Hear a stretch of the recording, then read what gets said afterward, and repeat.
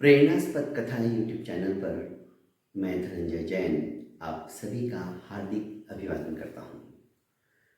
छोटी सी कहानी डीजे की जुबानी।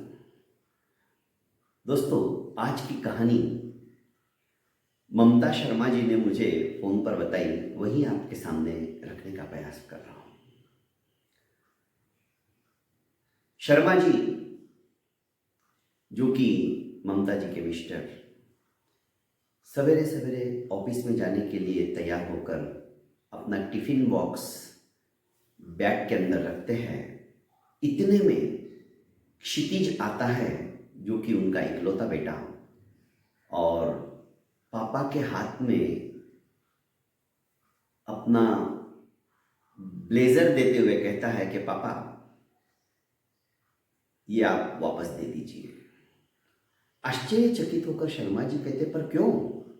नहीं पापा, ये मुझे बहुत टाइट हो रहा है, मैं इसे नहीं पहन सकता।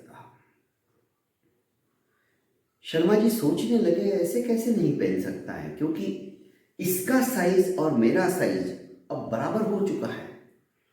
इसके कपड़े मुझे आ जाते हैं, मेरे कपड़े इसे बराबर आते हैं, फिर ब्लेजर क्यों नहीं आएगा? बेटा, तूने ट्राई किया? हाँ पापा, मुझे बहुत ज्यादा टाइट हो रहा है, ये मैं नहीं पहन सकता, आप इसे वापस कर लीजिए, एक साइज बड़ा लेकर आइए। क्योंकि क्षितिज ने पहले ही पूछ लिया था, ये ब्लेजर आप कहां से लाए हो? और शर्मा जी ने कहा था, चुन्नीलाल की दुकान से लाया हूं, उसके शोरूम से लाया हूं। और क्षितिज जानता था चुन्नीलाल एक बार बेची हुई चीज वापस नहीं लेता है। ये जानते हुए भी उसने कह दिया कि नहीं पापा, ये मैं नहीं पहनूं, आप एक साइज बड़ा लेके आओ। इतने में ममता जी ने आवाज दी, शर्मा जी आप भी ना। अरे बेटा, बड़ा हो गया है, थोड़ा शरीर से भी वो मजबूत, और योगा वगैरह करने से, व्यायाम करने से उसका शरीर थोड़ा हृष्ट पुष्ट हो गया है। कभी तो बेटे की तरफ भी देख लिया करो, झांक कर समय निकाल कर।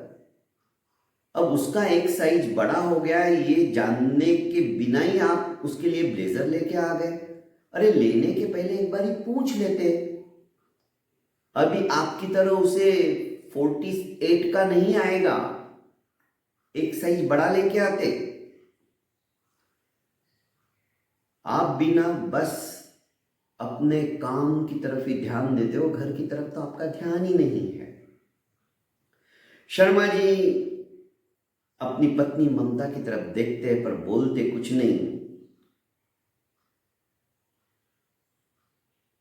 तो ठीक है बेटा, मैं जैसे तैसे चुन्नीलाल को समझाकर एक साइज बड़ा लेके आता हूं, पर वापस वही गलती हो गई तो वो भी तुम्हें थोड़ा ढीला हो गया, तो इससे तो अच्छा तुम मेरे साथ चलो, हम दोनों चलते हैं वहां पे, जो तुम्हें पसंद आए, जो कलर अच्छा लगे, जो तुम्हारे फिटिंग में फिट बैठे, हम वो ले लेंगे।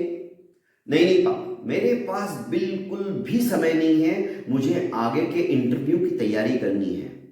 बेटा, इंटरव्यू जाने के लिए ही तो ये ब्लेजर लिया है मैंने तेरे लिए। बार बार बार बार तू उस फुटाने बेचने वाले की तरह फटा पुराने शर्ट के ऊपर वो पुराना ब्लेजर डाल लेता है, अच्छा लगता है क्या?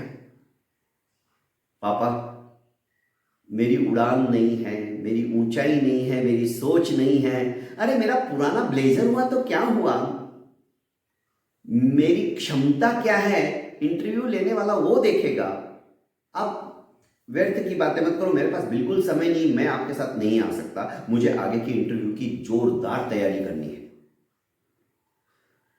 और इतना कहकर क्षितिज घर से निकल गया, अपने हाथ में कुछ नोट्स की नोटबुक लेकर।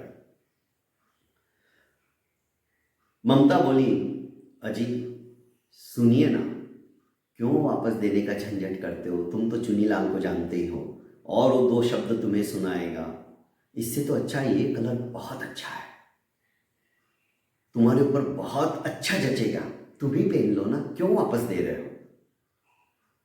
शर्मा जी ने सोचा कि बात तो सही कह रही, वापस तो लेने वाला नहीं हो। पहन के देखा तो ममता बोली, वाह क्या जच रहे हो, सचमुच में नजर लग जाएगी। और शर्मा जी को उसने इस तरह से मीठे बोल बोल के विदा किया। उनके जाते ही क्षितिज वापस अपने घर पे आया, क्योंकि वो बाहर ही इंतजार कर रहा था कि कब पापा जाए।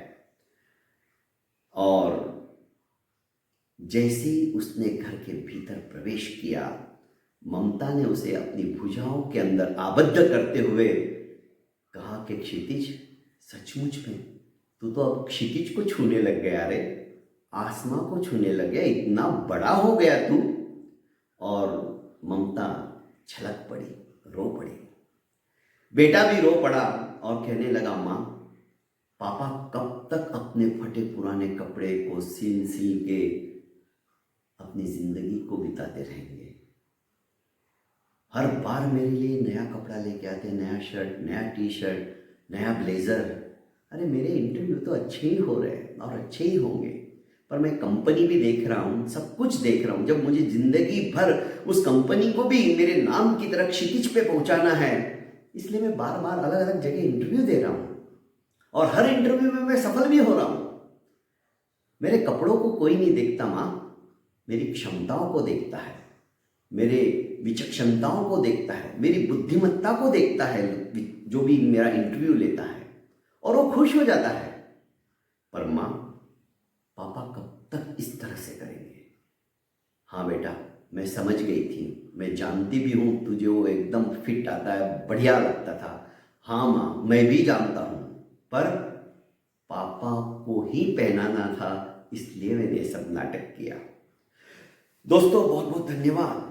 कहानी कहने के पीछे ममता जी ने जो सुनाया, सचमुच में एक ममत्व जागृत होता है अपने परिवार के सदस्यों के प्रति, और ये ममत्व कहना मेरे हिसाब से ठीक नहीं रहेगा, क्योंकि ये प्रेम है, और प्रेम में त्याग होता है, प्रेम में तपस्या होती है, प्रेम में एक दूसरे को समझने की भावना होती है। बहुत बहुत धन्यवाद दोस्तों। मेरे इस YouTube चैनल को आपने अभी तक लाइक एवं सब्सक्राइब नहीं किया तो कर लीजिए, और ज़्यादा से ज़्यादा इसे अपनों को शेयर कीजिए। प्रणाम।